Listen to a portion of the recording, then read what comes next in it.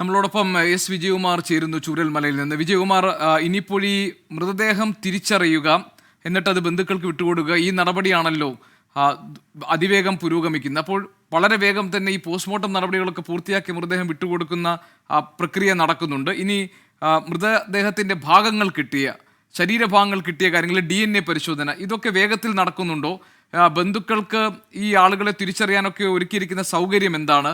പിന്നെ ഇടയ്ക്കൊരു സമയത്ത് കൂട്ടത്തോടെ സംസ്കാരം നടത്തുന്ന കാര്യങ്ങൾ ആലോചനയിൽ ഉണ്ടായിരുന്നു എന്ന് കേട്ടിരുന്നു. ഇതിലെന്തെങ്കിലും ഒരു തീരുമാനം ആയിട്ടുണ്ടോ? ഗോപി, ഈ പോസ്റ്റ്മോർട്ടം നടപടികൾ എന്നൊക്കെ പറയുന്നത് കേവലം സാങ്കേതികം മാത്രമാണ്. അതിന്റെ നിയമപരമായ ബാധ്യത നിറവേറ്റുന്നതിന് വേണ്ടി പോസ്റ്റ്മോർട്ടം വേഗത്തിൽ അത് നടത്തി പൂർത്തിയാക്കുന്നു എന്ന് മാത്രമേ ഉള്ളൂ. അത് കഴിഞ്ഞാലൂടെ ഏറ്റുവാങ്ങാൻ ബന്ധുക്കൾ ഉള്ളവർക്ക് അത് അപ്പോൾ തന്നെ അത് കൈമാറുകയാണ്. അതല്ലാതെ വരുമ്പോഴാണ് നമ്മൾ ഈ പറയുന്ന മോർച്ചറിയിലേക്കൊക്കെ മാറ്റുകയും ഒക്കെ ചെയ്യുന്നത്. ഈ ശരീരഭാഗങ്ങൾ കണ്ടുകിട്ടുന്നത് DNA പരിശോധനയ്ക്ക് ശേഷം മാത്രമേ അതിലെന്തെങ്കിലും ഒരു സ്ഥിരീകരണം ഉണ്ടാക്കാൻ കഴിയുകയുള്ളൂ. അതുകൊണ്ട് അത് കാത്തിരിക്കുന്നുണ്ട്. അപ്പൊ ഈ പ്രോസസ്സും എളുപ്പമല്ല.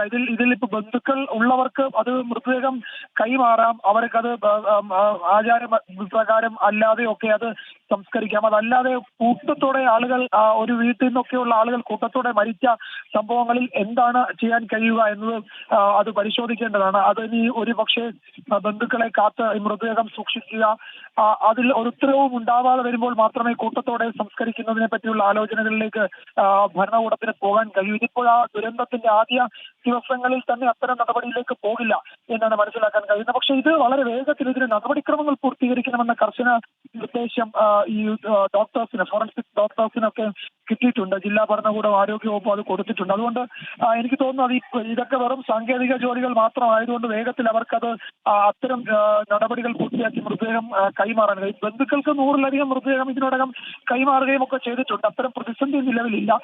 പക്ഷേ ഇത് ഈ ശരീരഭാഗങ്ങൾ കിട്ടിയത് അതിൽ DNA പരിശോധന നടത്തി സ്ഥിരീകരിക്കാതെ അത് ഏതെങ്കിലും തരത്തിൽ സംസ്കരിക്കാനൊന്നും കഴിയില്ല. അതിനുവേണ്ടി കാത്തിരിക്കുന്നുണ്ട് ആരോഗ്യവകുപ്പ്. ഇപ്പോൾ ചാലിയാറിൽ നിന്നാണ് അത്തരം മൃതദേഹങ്ങൾ അധികവും കിട്ടുന്നത്. അത് ഇവിടെ സൂക്ഷിക്കുകയും അത് പിന്നീട് DNA പരിശോധന നടത്തുകയും ഒക്കെ ചെയ്യണം. അത്തരം നടപടികൾ ബാക്കിയാണ്. ഇപ്പോൾ ഈ മിസ്സിംഗ് കേസുകളിൽ കുടുംബാംഗങ്ങൾ നൽകുന്ന പരാതികളോ അവർ നൽകുന്ന വിവരങ്ങളുടെ അടിസ്ഥാനത്തിൽ മൃതദേഹം കണ്ടെത്തുകയാണെങ്കിൽ അത് ഈ പറയുന്ന പോസ്റ്റ്മോർട്ടം നടപടികളൊക്കെ പൂർത്തിയാക്കി വളരെ വേഗത്തിൽ മണിക്കൂറുകൾക്കുള്ളിൽ തന്നെ ബന്ധുക്കൾക്ക് അത് കൈമാറുന്നുണ്ട്. അത് ഈ ദിവസങ്ങളിലൊക്കെ നമ്മൾ കാണുന്നുണ്ട്.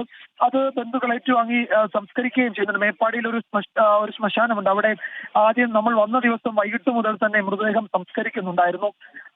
അത് പിറ്റേന്നൊക്കെ രാവിലെ മുതൽ മൃതദേഹം കൂടുതൽ എത്തുന്നുണ്ട് എന്ന് ശ്മശാനം സൂക്ഷിപ്പുകാരൻ അന്ന് അവിടെ പറയുകയും ചെയ്തിരുന്നു. അപ്പോൾ അവിടെ അതിനുള്ള സൗകര്യങ്ങൾ ഉള്ളത് കൊണ്ട് അവിടേക്ക് മൃതദേഹം സംസ്കാരത്തിനായി എത്തിക്കുന്നത് നമ്മൾ ആ ദിവസങ്ങളിൽ കണ്ടിരുന്നു.